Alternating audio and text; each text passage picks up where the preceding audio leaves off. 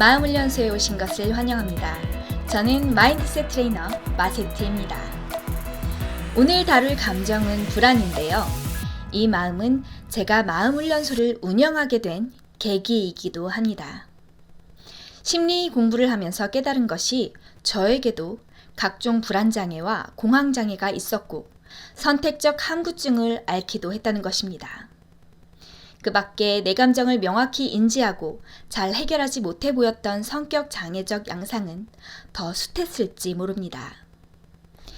이것도 모른 채 20살이 되자마자 어른으로, 아니 어쩌면 정서적으로는 더 일찍부터 이 냉혹한 사회에 내몰렸고 불안에 휩싸인 성인기를 보내왔던 거죠.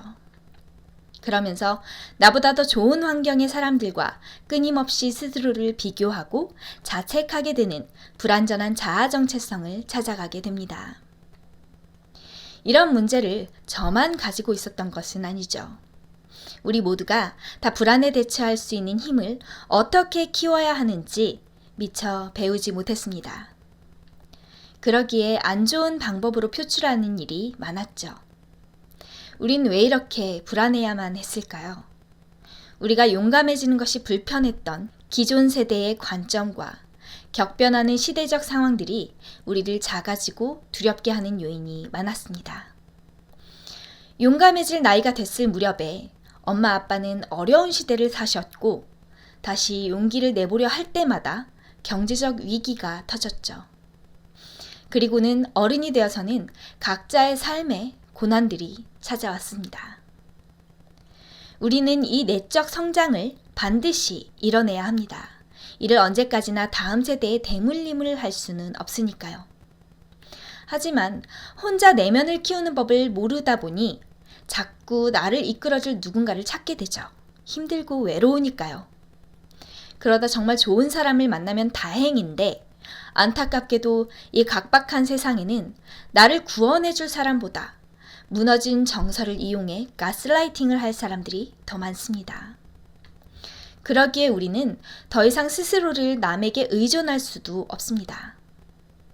멘탈이 약해진 나를 노리는 사이비 종교가 아닌, 소시오패스가 아닌 자신을 잘 이해해줄 나의 마음 훈련이 필요합니다.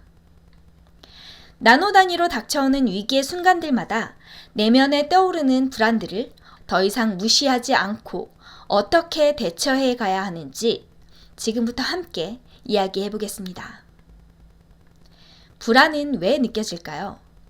이 마음은 그저 편안하게 살고자 하는 아주 당연한 욕구에서 옵니다.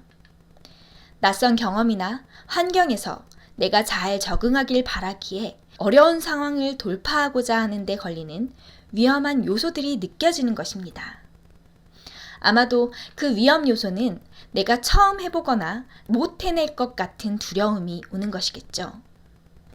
또는 쎄하게 다가오는 사람이 불안의 대상일 수도 있습니다. 그러나 우리는 늘 이 불안을 안고 있을 수만은 없습니다.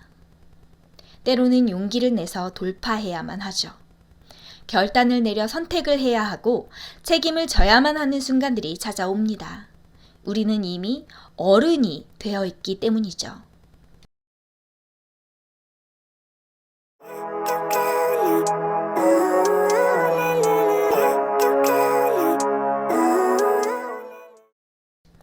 여기서 불안을 올바르게 해소하지 못한 채 이 선택에 떠밀리게 되면 당연하게도 좌절과 무력감에 빠지게 됩니다.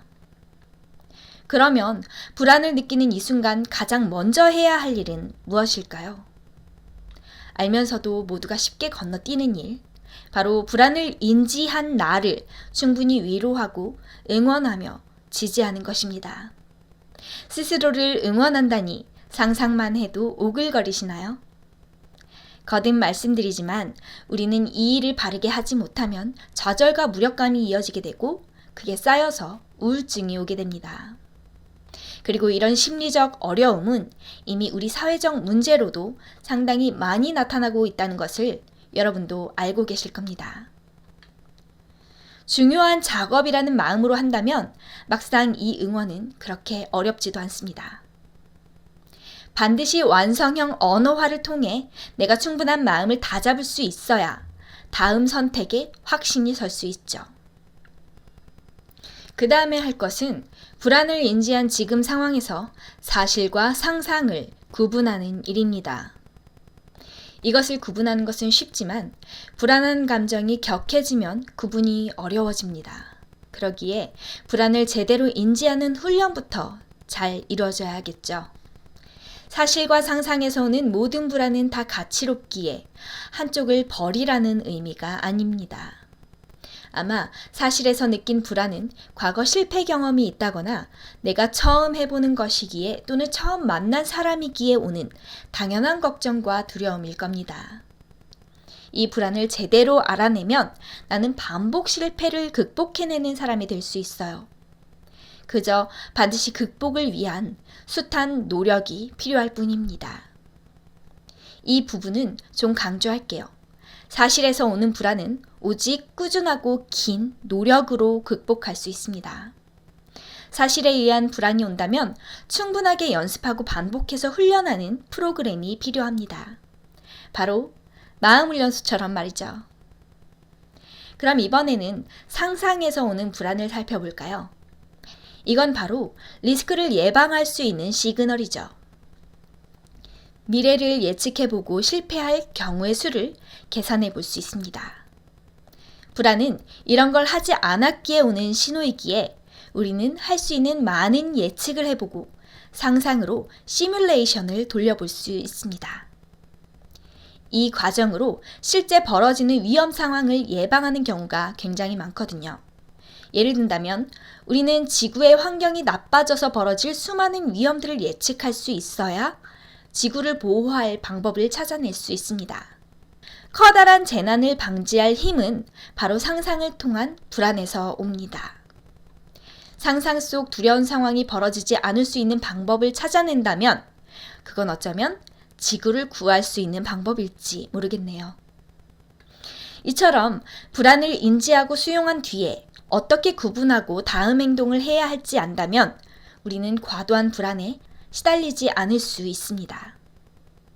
어떤 사람들은 과도한 걱정은 하지 말라고 하지만 그 걱정을 덮어두고 지나쳤다가 그 일이 실제로 벌어졌을 때 내가 제대로 인지하고 짚어내지 못했다는 죄책감까지 더해져 스스로를 더 괴롭히게 됩니다. 그러기에 불안은 제때에 제대로 인지되어야 하고 더 바르게 해소되는 과정이 필요한 거죠. 다만 누가 봐도 일어나기 힘든 터무니없는 위험을 상상하고 불안해하고 계시다면 그리고 그것이 창의적 활동과도 연계될 수 없을 만큼의 불안을 야기한다면 이런 경우에는 당연하게도 정신과 진료를 받아보시길 권유해드리고 싶습니다. 외부적 또는 뇌과학적 문제에서 오는 불안일 수 있기 때문이죠.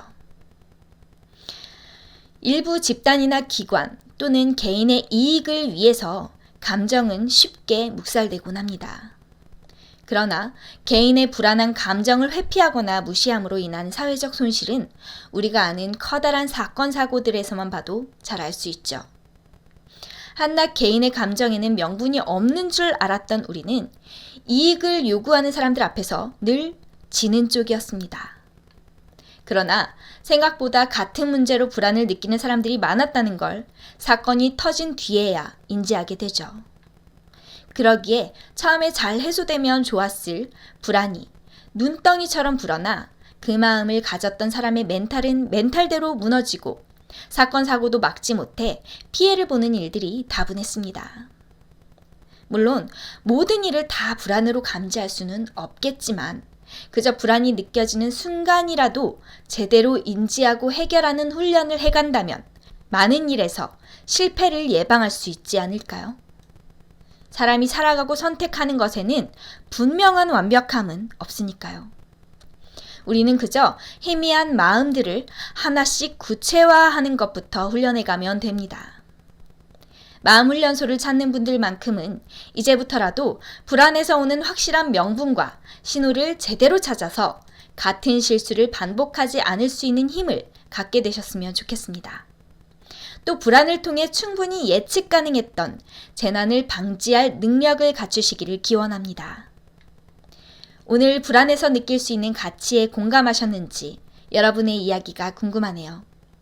다음 영상에서는 지금까지 늘 나의 마음을 부정당하고 무시당했던 순간마다 올라왔던 그 감정, 불쾌함에 대한 이야기를 나누고 함께 훈련할 방법을 찾아보도록 하겠습니다.